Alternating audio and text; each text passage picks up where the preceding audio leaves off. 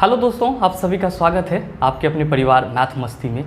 मैं हूं आलोक सिंह आतिश और आज के इस वीडियो सेशन में हम लोग बात करने वाले हैं ग्रुप डी स्पेशल न्यूमेरिकल की। जी हाँ दोस्तों, आप लोगों का एक लंबे समय से इंतज़ार था कि sir group D special numerical का वीडियो चालू करो, तो आज से आपका ये क्लास चालू हो जाएगा।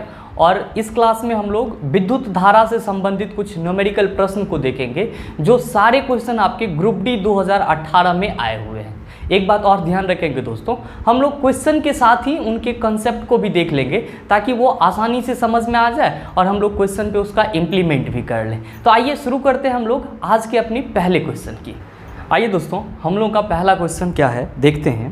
पहला क्वेश्चन है आप लोग का कि 9 ओम, 4 ओम और 12 ओम मान के 3 प्रतिरोध समांतर में जुड़े हैं, परिपथ का समतुल्य प्रतिरोध क्या होगा। जी हाँ दोस्तों, बहुत ही आसान सा क्वेश्चन है। अगर आप इसको सही कंसेप्ट के रूप में बनाना चाहें तो एक बार में आपसे आंसर आएगा, वरना आप इसको 2-3 बार में लाने का कोशिश करेंगे और कहाँ पे गलती करेंगे उस चीज़ को भी मैं आपको बताने का कोशिश करूँगा। देखिए, आपसे पहला चीज़ यहाँ पे तो ये समझ लीजिए कि आपका जो ये क्वेश्चन है उसमें दिया हुआ है कि आपके पास 3 प्रतिरोध है। R1 जिसका मान कितना है 9 ओम, जिसका मान कितना है 9 ओम। दूसरा आपका प्रतिरोध है R2 जिसका वैल्यू कितना है 4 ओम। और तीसरा आपके पास प्रतिरोध कौन सा है R3 जिसका वैल्यू कितना है 12 ओम। कितना है वैल्यू 12 ओम। बोला क्या है कि आपको इन तीनों को समांतर क्रम में जोड़ दिया गया है। समांतर क्रम में क्या कर दिया गया है, जोड़ दिया गया है। तो बोल रहा है कि परिपथ से समतुल्य प्रतिरोध कितना होगा, मतलब सारे प्रतिरोध को हमको समांतर क्रम में जोड़ना है। दोस्तों, आप लोगों ने प्रतिरोध का संयोजन के क्लास में देखा था कि जब हम लोग किसी भी प्रतिरोध को अगर श्रेणी क्रम में जोड़ते हैं, क्योंकि प्रतिरोध को हम लोग कितने तरीका से जोड़ सकते हैं, तो आप कहेंगे सर 2 तरीका से, सीरीज कॉम्बिनेशन में और पैरेलल कॉम्बिनेशन में। तो श्रेणी क्रम को हम लोग क्या कहते हैं, सीरीज कॉम्बिनेशन कहते हैं, और समांतर क्रम को क्या कहते हैं हम लोग, तो समांतर क्रम को हम लोग पैरेलल कॉम्बिनेशन कहते हैं। क्या कहते हैं, पैरेलल कॉम्बिनेशन। ध्यान से देखिएगा, श्रेणी क्रम में क्या होता है कि जैसे मान लीजिए कि ये आपका एक सर्किट है, ये आपका क्या है सर्किट है, और यहाँ पे ये प्रतिरोध इस तरह से लगा हुआ रहेगा, फिर आपका क्या होगा यहाँ के बाद आपका इस तरह से लगा हुआ रहेगा, और फिर आपका यहाँ इस तरह से लगा हुआ रहेगा। इसको आप R1 का नाम दे दो, इसको R2 का, और इसको आप R3 का। ये आपका पॉइंट हो जाएगा जहाँ से 2 प्रतिरोध जुड़े हुए रहेंगे। आप क्या देख रहे हैं कि इसमें तीनों प्रतिरोध जो है एक दूसरे के साथ एक दूसरे के हेड और टेल के रूप में जुड़ा हुआ है। तो अगर इस टाइप का रहेगा आपको कहीं भी तो दिख जाएगा, तो समझिएगा कि ये श्रेणी क्रम में जोड़ा हुआ प्रतिरोध है। ठीक है, और यहाँ पे अगर आप इस तीनों का आपसे समतुल्य प्रतिरोध पूछ देगा तो आप क्या कहिएगा कि सर यहाँ पे RS इक्वल टू क्या हो जाएगा R1 plus R2 plus R3। क्या हो जाएगा RS equal to R1 plus R2 plus R3। ठीक है, अब जब ये तीनों आपका किसके लिए हो जाएगा, श्रेणी क्रम के लिए समतुल्य प्रतिरोध। लेकिन यही प्रतिरोध अगर समांतर क्रम में जोड़ा हो तब आप कैसे देखेंगे कि आप देखेंगे कि कुछ प्रतिरोध यहाँ से इस टाइप से चलेंगे और कुछ प्रतिरोध जो है आपका इस टाइप से चलेंगे। थोड़ा सा यहाँ पे डायग्राम में दिक्कत हो रहा है, ठीक है। और फिर कुछ प्रतिरोध जो होंगे आपका इस टाइप से चलेंगे, इस टाइप से चलेंगे। तब ये जो आपका प्रतिरोध होगा संयोजन, इसको हम लोग क्या कहते हैं R1, R2, R3, इसको हम लोग कहते हैं समांतर क्रम। और इसके लिए समतुल्य प्रतिरोध कैसे निकालते हैं, तो 1/Rp इक्वल टू क्या कहते हैं sir 1/R1 plus 1/R2 plus 1/R3। एक चीज़ ध्यान रखिएगा, यहाँ पे मैंने आपको एग्जाम्पल देके 3 प्रतिरोध का बताया है। अगर 3 के बदला 4 होता, 4 के बदला 5 होता, कुछ होता तो ऐसे ही जोड़ते सब श्रेणी क्रम में। और अगर समांतर क्रम में होता तो 3 गो से अगर ज़्यादा होता प्रतिरोध तो भी हम लोग उसको ऐसे ही जोड़ते, तो भी क्या करते हम लोग इसको ऐसे ही जोड़ते।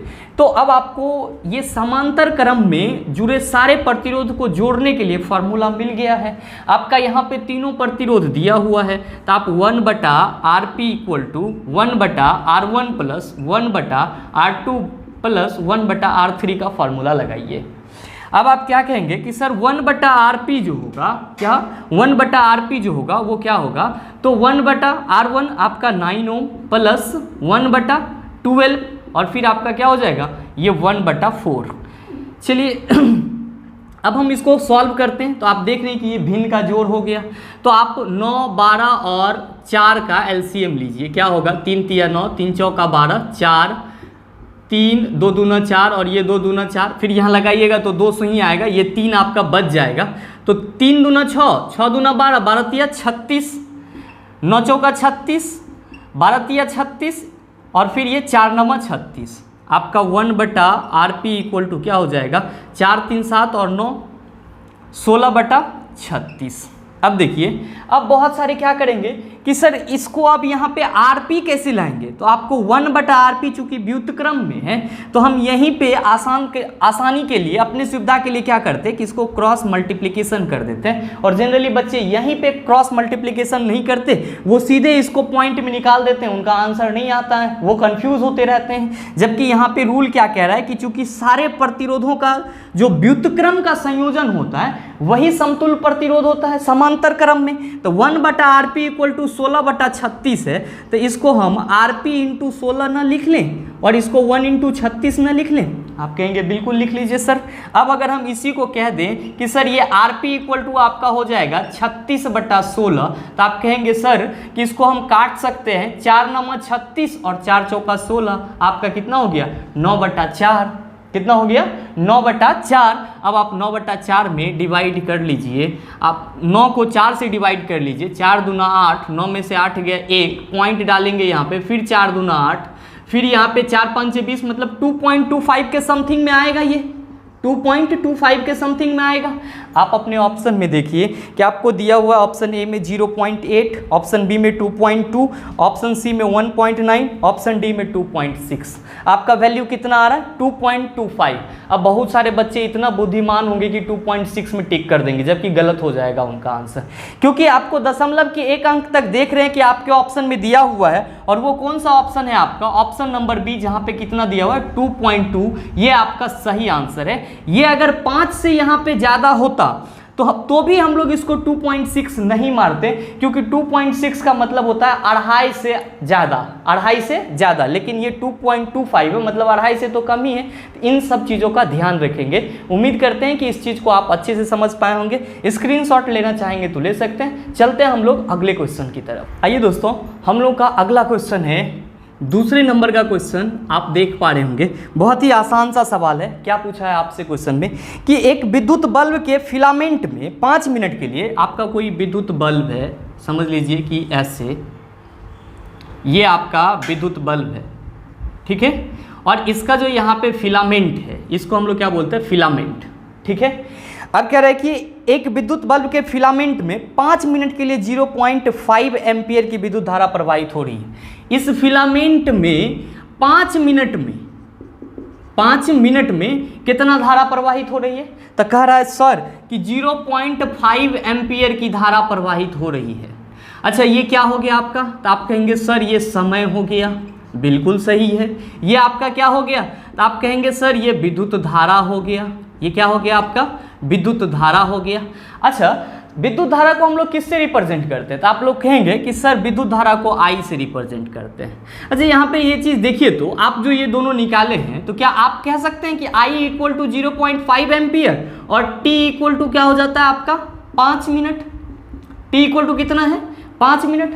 आपको कुछ याद आ रहा है, आपको विद्युत धारा का फॉर्मूला नहीं याद आ रहा है कि सर विद्युत धारा I इक्वल टू हम लोग Q/T लिखते थे या नहीं लिखते थे, तो I इक्वल टू Q/T विद्युत धारा कहते हैं इसको। इसका मतलब क्या हुआ, इसका मतलब ये हुआ कि किसी चालक तार से प्रति सेकंड में प्रवाहित होने वाली आवेश को ही हम लोग क्या कहते हैं विद्युत धारा कहते हैं। और आपको यहाँ पे I दिया हुआ है, T दिया हुआ है, और क्वेश्चन क्या पूछा है कि विद्युत आवेश कितना होगा, मतलब यही Q आपको निकालना है, यही Q क्या करना है आपको निकालना है। तो कुछ नहीं कीजिए, यहीं से फार्मूला याद कर निकाल लीजिए ना। I इक्वल्स टू Q/T है, तो I के नीचे में कुछ ना है तो 1 रखिए, क्रॉस मल्टीप्लिकेशन कर दीजिए, तो आप कहेंगे सर IT इक्वल टू क्या हो जाएगा Q। अरे भैया यही तो फार्मूला होता है Q का कि Q इक्वल टू हम लोग IT पढ़ते हैं। अब देखिए यहाँ पे कि I का वैल्यू है 0.5 एम्पियर, लेकिन 5 मिनट है, यहाँ पे हमको टाइम सेकंड में लाना होगा। तो 1 मिनट में 60 सेकंड, 5 मिनट में कितना हो जाएगा, तो 60 और 5 को गुना कर दीजिए, कितना 300 सेकेंड। तो ये लीजिए 300 लिख दिए, यहाँ से पॉइंट हटाइएगा, नीचे 10 आएगा, इसको और इसको ख़त्म कर दीजिए, आपका हो गया 150 कूलम। कितना हो गया 150 कूलम। मतलब कि आपके इस क्वेश्चन का जो सही आंसर होगा वो होगा ऑप्शन नंबर बी। उम्मीद करते हैं दोस्तों इस चीज़ को आप अच्छे से समझ पाए होंगे।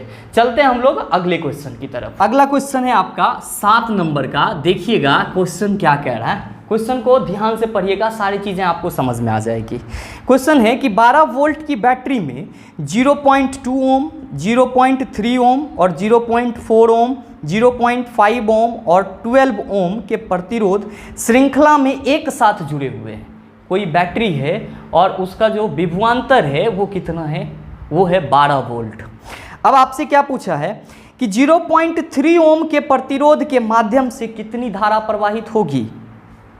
अब आप कहेंगे कि सर कैसे बनेगा। मान लीजिए कि ये आपका एक बैटरी है, ये आपका एक क्या है, बैटरी है, और इस पे कितना वोल्ट का है, ये 12 वोल्ट का।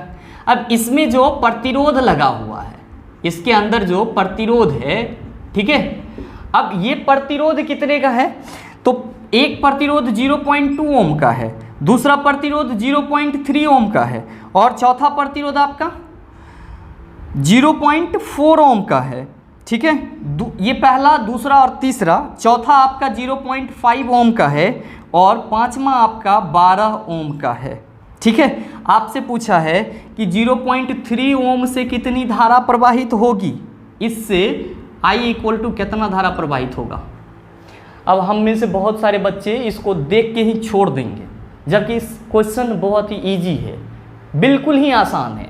क्योंकि जब आप इलेक्ट्रिसिटी पढ़ते हो तो आप ओम्स लॉ ज़रूर पढ़ते हो, और जब आप ओम्स लॉ पढ़ते हो तो आपको ये तो ज़रूर ही मालूम रहता है कि V इक्वल्स टू IR होता है। अब हम में से बहुत सारे बच्चे इसको बहुत तरह का दिमाग लगा रहे होंगे, कोई विद्युत सेल की दक्षता से इसको जोड़ रहे होंगे कि किया गया कुल लाभदायक कार्य बटा विद्युत सेल का कुल कार्य कितना होगा। बहुत सारे बच्चे इसके आंतरिक प्रतिरोध के फार्मूला से जोड़ रहे होंगे कि सर यहाँ पे R इक्वल्स टू क्या हो जाएगा, E माइनस V/I। अब इस तरह का माइंड में आप लोग को ख्याल चल रहा होगा। दोस्तों वहाँ तक आपको नहीं जाने की ज़रूरत है। आपसे क्या पूछा है, क्या क्वेश्चन में बोला गया कि 12 वोल्ट का जो ये बैटरी है, तो सिंपल सी बात है कि इसकी जो विद्युत वाहक बल होगी वो क्या होगी, E कितनी होगी, 12 वोल्ट होगी। इसकी जो विद्युत वाहक बल होगी, इलेक्ट्रोमोटिव फोर्स जो होगी वो कितनी होगी, 12 वोल्ट होगी। हमको यहाँ पे क्या कह रहा है कि ये सारे प्रतिरोध जो है श्रेणी क्रम में जुड़े हुए हैं, और श्रेणी क्रम में अगर जुड़े हुए हैं तो 0.3 ओम वाले प्रतिरोध से कितनी धारा प्रवाहित होगी। आप ध्यान दीजिएगा कि जब कोई भी चीज, मैं जब कोई भी चीज बोल रहा हूं, जब कोई प्रतिरोध क्या होता है कि एक दूसरे के साथ श्रेणी क्रम में जुड़ा हुआ रहता है। क्या होता है कि एक दूसरे के साथ श्रेणी क्रम में जुड़ा हुआ रहता है। जैसे कि ये आपका R1, R2 और R3 एक दूसरे के साथ एक सर्किट में श्रेणी क्रम में जुड़ा हुआ है। किस क्रम में जुड़ा हुआ है, श्रेणी क्रम में। तो इसका मतलब ये हुआ कि ये जो यहाँ से चलेगी तो इस बैटरी से जो धारा निकलेगा, I निकलेगा, वो I तीनों में समान रूप से प्रवाहित होगा। क्या होगा, समान रूप से प्रवाहित होगा। और हम लोग कहते हैं, क्या कहते हैं सर, कि श्रेणी क्रम में जुड़े हुए प्रतिरोधों से विद्युत धारा की समान मात्रा प्रवाहित होती है। मतलब यहाँ पे जितना प्रतिरोध जुड़ा हुआ है ना, उससे एक ही धारा प्रवाहित होगी। मतलब अगर बहुत सारा प्रतिरोध श्रेणी क्रम में जुड़ा हुआ हो तो उससे प्रवाहित होने वाले धारा के मान में कोई परिवर्तन न होगा।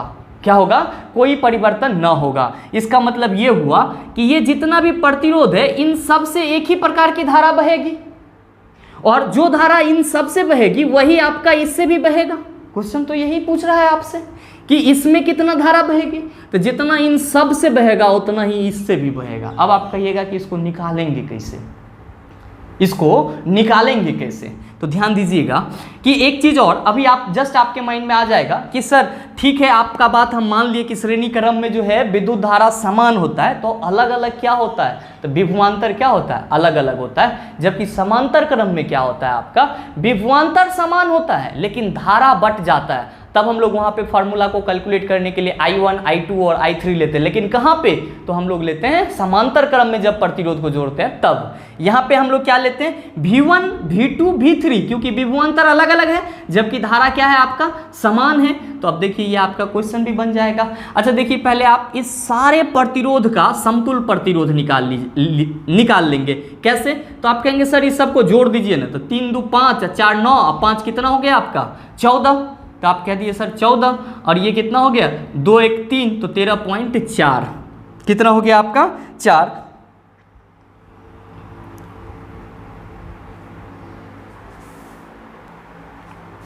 कितना हो गया आपका 13.4, मतलब आपका टोटल प्रतिरोध RS कितना निकल गया। आप कहेंगे सर RS 13.4 निकल गया है।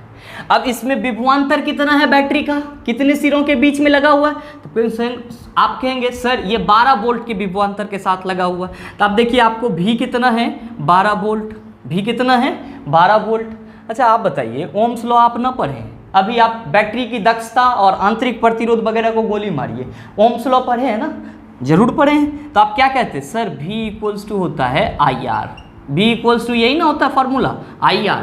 तो यहाँ पे देखिए आपको विभवांतर दिया हुआ है क्वेश्चन में और आपको टोटल रेसिस्टेंस दिया हुआ है, तो कितना धारा प्रवाहित होगा ये आपको ना निकलेगा। आप कहेंगे सर बिल्कुल निकल जाएगा, I इक्वल टू V/R हो जाएगा। तो वही कीजिए ना, V कितना है आपका 12 और ये आपका टोटल प्रतिरोध कितना निकला 13.4, यहाँ से इसको हटाइए तो ये 10 आ जाएगा। इसको आप 12 गुना 10/134 कर लीजिए, हो गया। अब इसको आप सॉल्व करने का कोशिश कीजिए, आसानी से सॉल्व होगा। 2 छाके 12 और यहाँ पे 134, इसको काटिए, 2 छाके 12 और 2 सत्ते 14, ये हो गया आपका 67 और फिर ये अब और कटेगा। अब ये आप 6 दहा के 60 और ये 67, इसको अब आप इससे डिवाइड कीजिएगा 60/67, तो आपको आंसर आ जाएगा 0.89। कितना आ जाएगा 0.89 के समथिंग में आएगा। तो आप देखिए कि आपके इस क्वेश्चन का ऑप्शन कौन सा है 0.89, 7 का आपका ऑप्शन नंबर बी आप देख रहे होंगे वहाँ पे 0.895 है, मतलब कि इस क्वेश्चन का जो सही आंसर होगा ऑप्शन नंबर बी होगा। चलते हैं दोस्तों हम लोग अगले क्वेश्चन की तरफ। नेक्स्ट हम लोग बात करते हैं अपने 8वें नंबर की क्वेश्चन की। आपसे क्या पूछा गया है कि यदि विद्युत प्रभार Q और समय t दिया हो तो विद्युत धारा ज्ञात करने का सूत्र क्या होगा। आपके ऑप्शन में दिया है T/Q और फिर दूसरा ऑप्शन दिया है Q/T, अच्छा फिर तीसरा दिया है आपका Q × T और चौथा आपका ऑप्शन दिया है Q-T। अब आप में से बहुत सारे क्या हो जाते हैं कि ओवर कॉन्फिडेंस हो जाते हैं कि ये क्वेश्चन तो आता ही है और बिल्कुल ही आसान है, सबको आता है क्योंकि I इक्वल टू होता है Q/T। तो आपका ये फार्मूला बिल्कुल ही सही है, I इक्वल्स टू Q/T आपके इस क्वेश्चन का सही आंसर है। क्योंकि हम लोग पढ़ते हैं, क्या पढ़ते हैं कि जब किसी भी धारावाही चालक तार से t सेकेंड में Q धारा प्रवाहित की जाती है, जब किसी भी धारावाही चालक तार से t समय में Q आवेश प्रवाहित की जाती है तो आवेश और समय के अनुपात को हम लोग क्या कहते हैं, विद्युत धारा कहते हैं। या फिर हम लोग ये भी कहते हैं कि प्रति एकांक समय में किसी चालक के अनुप्रस्थ काट से बहने वाली धारा को हम लोग क्या कहते हैं, विद्युत धारा कहते हैं। और इसके लिए फॉर्मूला लिखते हैं I इक्वल्स टू Q/T और ध्यान देंगे कि Q का ऐसा यूनिट कूलम होता है और टाइम का सेकेंड, तो कूलम पर सेकेंड को हम लोग एम्पियर बोलते हैं। क्या बोलते हैं, एम्पियर बोलते हैं। चलते हैं दोस्तों हम लोग अगले क्वेश्चन की तरफ। आपका नेक्स्ट क्वेश्चन है क्वेश्चन नंबर 10। ध्यान से देखिएगा, आप देख रहे होंगे सारे क्वेश्चन आपके ग्रुप डी एग्जाम में आए हुए हैं। और दोस्तों आप लोगों के खास स्पेशल डिमांड पे हमने क्या किया है कि पूरा न्यूमेरिकल का एक स्पेशल सेक्शन ही रख दिया है। अगर आप चाहें तो उस पूरे वीडियो को देख सकते हैं पार्ट वाइज, जो कि आपको योर क्लासेस ऐप पे मिल जाएगा सारी चीज़ें, जिसकी मैं चर्चा करूंगा। लेकिन पहले आप इस क्वेश्चन को देखें कि गलत कथन की पहचान करें। ओम के नियम के अनुसार पहला ऑप्शन क्या दिया हुआ है आपका कि I/R क्या है, स्थिरांक। स्थिरांक बोले तो इसको हम लोग कांस्टेंट बोलते हैं। बी में आपका दिया है कि अनुकर्मानुपाती होता है, मतलब समानुपाती का इसका मतलब ये हुआ, ठीक है। ऑप्शन सी दिया है v बटा आई आपका एक कांस्टेंट है और v equals to I R. आपको पूछ रहा है कि सर इसमें से कौन सा चीज़ गलत है, कौन सा ऑप्शन गलत है। ध्यान दीजिएगा, ओम्स लॉ को जब हम लोग डिफाइन करते हैं तो कहते हैं sir v equal to I R होता है। क्या होता है? v equal to I R. तो ओम्स लॉ जनरली विद्युत विभवांतर, प्रतिरोध और विद्युत धारा के बीच में संबंध बताता है। अब यहां से हम v बाय आई तो निकाल ही सकते हैं। कहते हैं सर r होता है, v बाय आई क्या होता है? r। तो ये r आपका क्या है? कांस्टेंट है। ये r आपका क्या है? कांस्टेंट है। अब आपको 4 रिलेशन दिए हुए हैं, अब इसमें से आपको कहना है कि कौन सा गलत है। तो ध्यान से देखिएगा कि अगर v जो है ये i से बड़ा है और उसके समानुपाती है, तो ऐसा तो हम लोग कहते ही हैं सर, ऐसा हम लोग कहते ही हैं कि भी क्या होगा कि i से बड़ा होगा और उसके समानुपाती होगा। आप यहाँ पे देख रहे हैं समानुपाती तो है ही, मतलब एक बढ़ेगा तो एक घटेगा, एक बढ़ेगा तो दूसरा भी बढ़ेगा और दूसरा घटेगा तो पहला भी घटेगा। अब v equals to v by I equals to R, ये आपका दूसरा रिलेशन तो होता ही है और यहाँ पे v बाय आई कांस्टेंट दिया गया है। इसका मतलब ये हुआ कि ये स्थिरांक है और v equals to I R, ये तो सर्वे सर्वा फार्मूला ही दे दिया है। यह 3 गो बात सही है, जबकि i बटा आर कोई कांस्टेंट ही नहीं है। ऐसा कहीं इलेक्ट्रिसिटी में आपको रिलेशन देखने को ही नहीं मिलेगा। मतलब क्या कि आपका ये जो है ये गलत है, ये इस कथन का असत्य आंसर है। मतलब आप कह सकते हैं कि ओम के नियम के अनुसार ये गलत कथन है और आपका इस क्वेश्चन का सही आंसर भी क्या है? ऑप्शन नंबर ए ही है। चलते हैं दोस्तों हम लोग अगले क्वेश्चन की तरफ। दोस्तों आपसे अगला क्वेश्चन जो 12 नंबर का क्वेश्चन पूछा है, ध्यान से देखिएगा क्या कह रहा है कि यदि एक तार में प्रवाहित होने वाली विद्युत धारा को दोगुना कर दिया जाए तो उसके प्रतिरोध पर क्या प्रभाव पड़ेगा। आपसे क्या क्वेश्चन पूछा गया है कि यदि एक तार में प्रवाहित होने वाली विद्युत धारा, ये तार है, ये मान लीजिए कि आपका एगो तार है। अब एकरा से जो प्रवाहित हो रहा है विद्युत धारा, तो मान लीजिए आई धारा एकरा से जा रहा है। कह रहा है कि विद्युत धारा को दोगुना कर दे, इससे प्रवाहित हो रहा था। अब हम क्या कर रहे हैं कि विद्युत धारा को 2i कर दिए, दोगुना कर दिए। तब आपसे पूछ रहा है कि इसके प्रतिरोध पर R पर क्या प्रभाव पड़ेगा, इसके R पर क्या प्रभाव पड़ेगा। क्वेश्चन में आपको ऑप्शन दिया हुआ है, प्रतिरोध दुगुना हो जाएगा, प्रतिरोध अप्रभावित रहेगा, प्रतिरोध आधा हो जाएगा, प्रतिरोध 4 गुना हो जाएगा। अब कैसे बनाएंगे? बिल्कुल इजी वे में बनाएंगे, क्योंकि आपको पता है कि सर v इक्वल्स टू होता है I R. v equals to क्या होता है? I R. तो r इक्वल्स टू क्या होगा? तो आप कहेंगे sir r equals to v by I हो जाएगा। r इक्वल्स टू क्या हो जाएगा? v by I. तो मान लेते हैं कि जब पहले सिचुएशन में अगर I धारा प्रवाहित हो रही है तो प्रतिरोध R इक्वल्स टू क्या हो जाएगा? v बाय आई हो जाएगा। प्रतिरोध R इक्वल्स टू क्या हो जाएगा? v बाय आई हो जाएगा। अब क्या कह रहा है कि जब धारा दोगुना कर दिया जाए, धारा E जो है इसको हम क्या कर दिए? दोगुना कर दिए, तो हम इस नया प्रतिरोध को R डैश कह देते हैं या R न्यू कह देते हैं। यही हमसे पूछा है ना। तो चलिए ठीक है, R equals to v by 2i, क्योंकि धारा को हम क्या कर रहे हैं? दोगुना कर दे रहे हैं। तो मेरा जो न्यू प्रतिरोध है, ये जो आपका R न्यू प्रतिरोध है, ये क्या हो जाएगा? R न्यू इक्वल्स टू क्या हो जाएगा, या R डैश इक्वल टू क्या हो जाएगा कि सर इसको तो हम 1/2 इंटू v बाई आई तो लिख ही सकते हैं ना, लिख सकते हैं एकरा v बटा 2i, v बाई 2i है तो एकरा हम 1/2 इंटू v बाई आई ना लिख सकते हैं। आपको कोई दिक्कत होगा? कहिएगा बिल्कुल दिक्कत नहीं होगा सर। अच्छा, v बाय आई जो है ये क्या है आपका? तो आप कहेंगे सर यही तो यहाँ पे आप प्रतिरोध के लिए फॉर्मूला बताएं। मतलब क्या कि R न्यू इक्वल टू क्या हो गया? देखिए तो 1/2 इंटू R, 1/2 इंटू R। देखिए इसको हम R/2 लिख सकते हैं। इसका मतलब क्या हुआ कि प्रतिरोध आधा हो गया। यह है कि यदि एक तार में प्रवाहित होने वाली विद्युत धारा को दोगुना कर दिया जाए, आपने विद्युत धारा को दोगुना कर दिया तो उसका प्रतिरोध क्या हो गया? आधा हो गया। प्रतिरोध क्या हो गया? आधा हो गया। आपके इस क्वेश्चन का जो सही आंसर होगा वो हो जाएगा ऑप्शन नंबर सी। दोस्तों उम्मीद करते हैं यहाँ तक की सारी चीज़ें को आप अच्छे से समझ पाए होंगे। अगर आपको वीडियो अच्छा लगा होगा तो वीडियो को लाइक कीजिएगा, शेयर कीजिएगा और हाँ, चैनल पे नए हैं तो सब्सक्राइब करके बेल आइकन दबा लीजिएगा ताकि इस तरह के एग्जाम रेलेवेंट वीडियो सबसे पहले आपके पास पहुँचे। एक सबसे ज़रूरी आप लोगों के लिए इम्पोर्टेंट इन्फॉर्मेशन मैं बता दूं कि आप लोगों का बहुत डिमांड था कि सर आप न्यूमेरिकल का एक कोई ऐसा बैच दो जिसमें न्यूमेरिकल का एक पार्ट वाइज सारा जितने भी चैप्टर से न्यूमेरिकल क्वेश्चन पूछे जाते हैं उन सब का थ्योरी भी हो, साथ में क्वेश्चन भी हो। तो मैंने आपका ये कोर्स टोटल बना दिया है और लगभग ये आपका 60 घंटे का कोर्स है। कितने घंटे का कोर्स है? 60 घंटे का। आपको आधे आधे घंटे की, मतलब वही समझ लो कि 20 से 25 मिनट की लगभग 120 आपको वीडियो मिलेगी, जिसमें आपका पूरा का पूरा फिजिक्स और केमिस्ट्री दोनों के जिस टॉपिक से जिस चैप्टर से न्यूमेरिकल क्वेश्चन आते हैं, छोटा से छोटा और बड़ा से बड़ा, सारे चीज़ को इंक्लूड कर दिया गया है। और आपको ये कोर्स मिलेगा कहाँ पे? तो ये कोर्स मिलेगा आपको आपके अपने योर क्लासेस ऐप पर, जिसका लिंक नीचे डिस्क्रिप्शन में दिया हुआ है। अगर आपको कोर्स खरीदने में कोई दिक्कत होता है या कोई परेशानी होता है तो आप 6299 34 0 750 पर कॉल कर सकते हैं और आप सारा जानकारी ले सकते हैं। मिलते हैं दोस्तों हम लोग फिर अगले वीडियो सेशन में। तब तक के लिए best of luck. Thank you. Have a nice day.